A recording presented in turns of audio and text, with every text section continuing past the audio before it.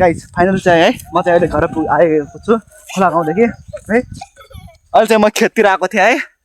हेर्नुहोस् त बादलहरू चाहिँ यहाँ भागिरहेको छन् होइन गाइजहरू। यहाँ चाहिँ अहिले बादलले चाहिँ यहाँ गहुँको मुठो चाहिँ ल्याएको पनि सुनेर म चाहिँ यहाँ आएको थिएँ है। गाइस हेर्नुहोस् है गाउँ चाहिँ यस्तो छ के गर्नु। जति काम गरे पनि किसानहरूले केही गर्न सक्दैनन् भन्ने कारण चाहिँ यही हो किनकि बादलहरूले केहीले गर्दाखेरि सब सिद्ध्याइदिइहाल्छ होइन। के गर्नु अब होइन गाइस देखो न गाइस देखो न गाउँ चाहिँ सब काटिसकेको छ अब यहाँको चाहिँ आधा काट्न बाँकी रहेछ।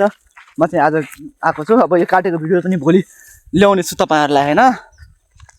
अरू त यस्तै हो गाइस होइन। म चाहिँ आज घर चाहिँ आएको हो।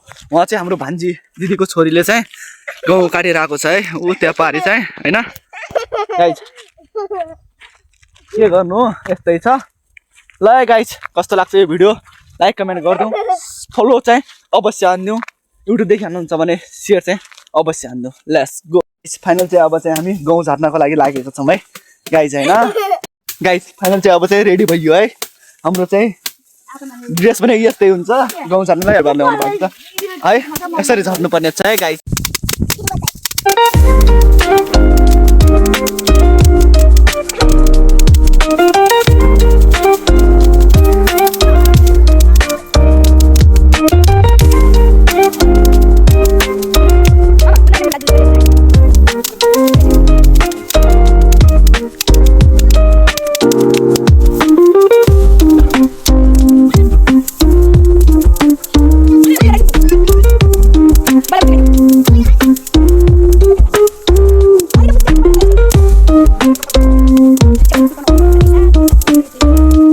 गाइस फाइनल चाहिँ होइन 2 घन्टाको मेहनत पछि चाहिँ सक्यो है।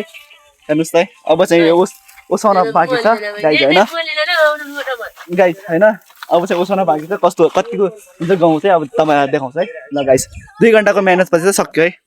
अब चाहिँ यो झाटिसकेपछि अब यसरी थुर्नुपर्छ है गाइस। अब यो पुरै थुरिसकेपछि ओसाउने खलाउने त्यसपछि गाउँ हाम्रो चाहिँ कति बन्छ हेर्नु होला पुरा भिडियो चाहिँ वाच गरिदिनु होला है गाइस।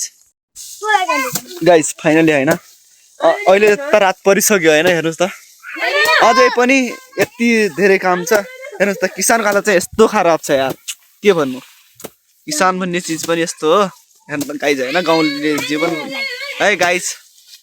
अब चाहिँ अझै बाँकी छ यो चाहिँ आधा भइसक्यो छ अब गाउँ निकाल्न बाँकी छ यसमध्ये चाहिँ गाइस। गाइस होइन हिजो साँझ चाहिँ रात परेको कारणले चाहिँ अहिले बिहानै उठेर मम्मीले चाहिँ यहाँ गराइराख्नु भएको चाहिँ अहिलेसम्म चाहिँ यति गाउँ भइसक्यो। अब चाहिँ अरू पनि बाँकी नै छ है। आजको लागि यति नै। अर्को भ्लगमा भेटौँला। अर्को भिडियोको लागि पार्ट 2 कमेन्ट गरिदिनु होला। Let's go.